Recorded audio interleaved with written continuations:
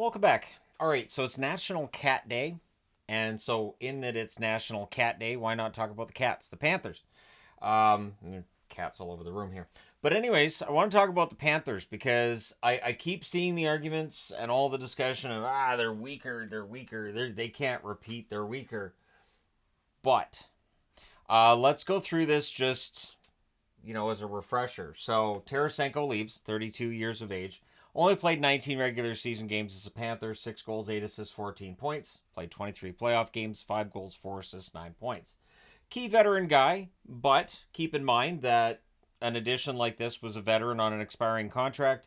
Florida will have no problem going out and finding a veteran on an expiring contract again this year if they find themselves in the same position. Brendan Montour, 30 years of age, 66 games, 8 goals, 25 assists, 33 points. In the playoffs, 24 games, 3 goals, 8 assists, 11 points. Are they going to miss him? Yes. Should they have signed him to the contract that he got? I would wager a no, because then they would have lost somebody else. So you have to make sacrifices, and I will see how Montour's contract ages and all of that, but totally understand why he ended up going as a UFA. Wish him all the best and all that. But Stolarz, 30 years of age, went 16-7-2, 925 save percentage. One of the best backup goaltenders in the league this year. He only had 1 year as a Florida Panther. Came over from Anaheim. In the event that they need another goaltender, there are some value additions they can make, just as they did with Stolarz. And yet, we'll get into their goaltending depth. I think they're fine in net. I think Stolarz has a chance to really shine in Toronto. Absolutely. I think he could end up playing more than people are counting on him playing this year as is. But is it a crippling loss for the Panthers? No. Ekman Larsson, 33 years of age. 80 games, 9 goals, 23 assists, 32 points. In the playoffs, 24 games, 2 goals, 4 assists, 6 points. He only had 1 year as a Panther. Before that, of course, the Canucks bought him out. It was kind of a disaster in Vancouver. He had a nice bounce back, but do I understand why Florida let him go? Absolutely. Again, 33 years of age. We'll see how he does in Toronto. But losing Ekman Larsson, I don't think really hurts Florida. Remember, for these guys who were only there for a year, Florida went to the Stanley Cup final in 2023 without these players. Without Tarasenko as well, right? Kyle Okposo came over at the deadline, only played 6 games, 36 years of age, 6 games during the regular season. In the playoffs, he played 17 of their 24 games and had 2 assists.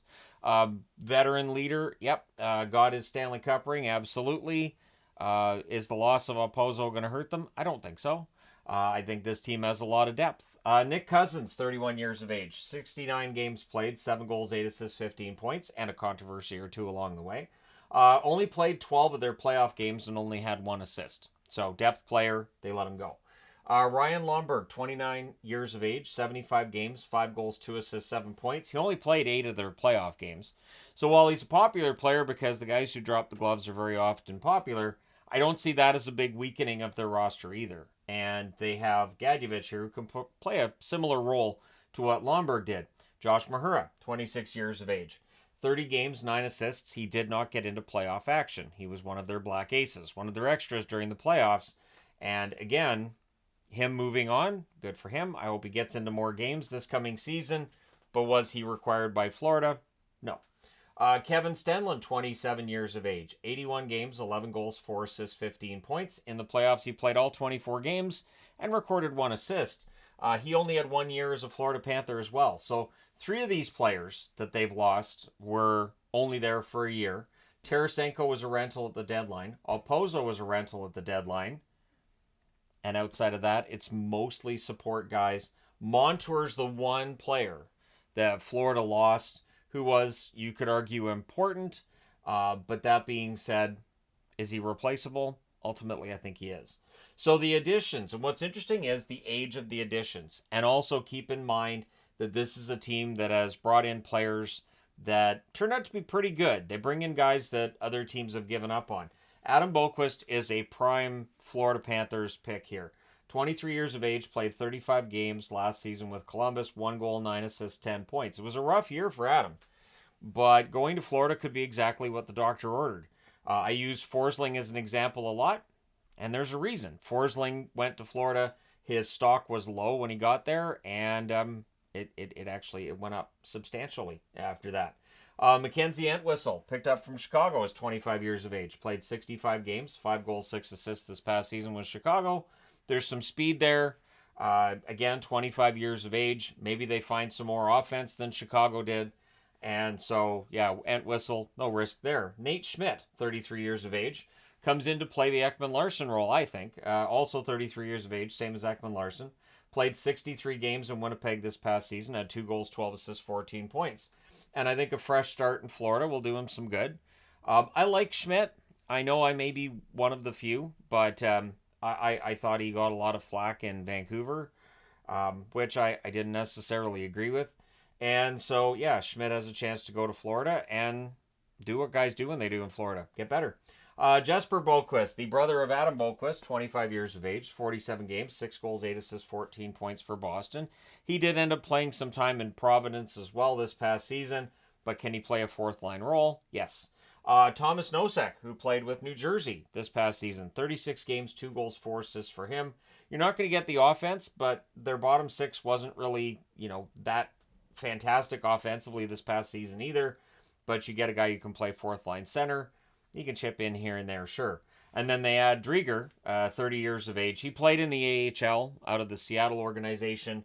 Drieger depth, I'd be very surprised if he's the backup. I think Knight's getting the backup job back.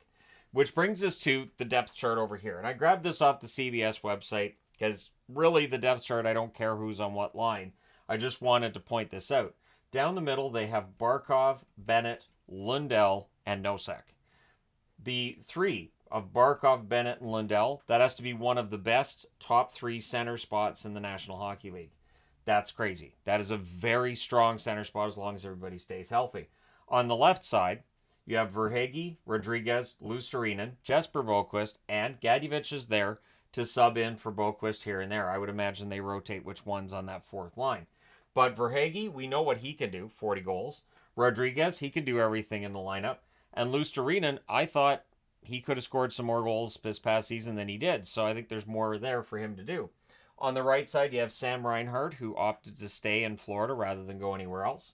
Matthew Tkachuk. Samoskevich probably gets a chance here.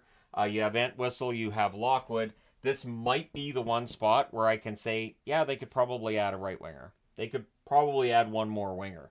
But it's not a key guy because you've got Reinhart and you've got Tkachuk. And if Samoskevich is good to go, you're fine. On the blue line, you've got Forsling and Ekblad, Kulikov and Mikkola.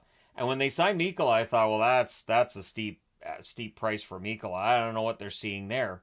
And then he played really well. Schmidt and Boqvist would be the third pairing. That's Adam Boqvist on the third pairing. But then you got Bjornfot and Balinskis there too. So there's some depth on this blue line still. And then in net, you've got Bobrovsky, Knight, and Drieger. So are they as strong as the team that just won the Stanley Cup? No. However, when you look at how many players were either rentals or were just additions for that 1 year, who I think all brought their value up during that year in Florida, Stenlund, Ekman Larsson, and Stolarz respectively, there you go. Stenlund was a pretty early signing by Utah this July, and at the time that he went to Florida, he was seen as being, maybe fourth line, maybe he ends up in the AHL, and he had a pretty good year and moves on to Utah. So there you go. Just a look at the Florida Panthers. I just wanted to discuss this today because it is Cat Day, so why not? But let me know your thoughts in the comment section below as always. I think the key thing to keep in mind with the Florida Panthers is that entire core is still there. All of their main players are still there. This team absolutely could repeat as Stanley Cup champs. Let me know your thoughts. Hit like and subscribe if you've not done so already. Thank you guys so much for all your support. I will talk to you again soon.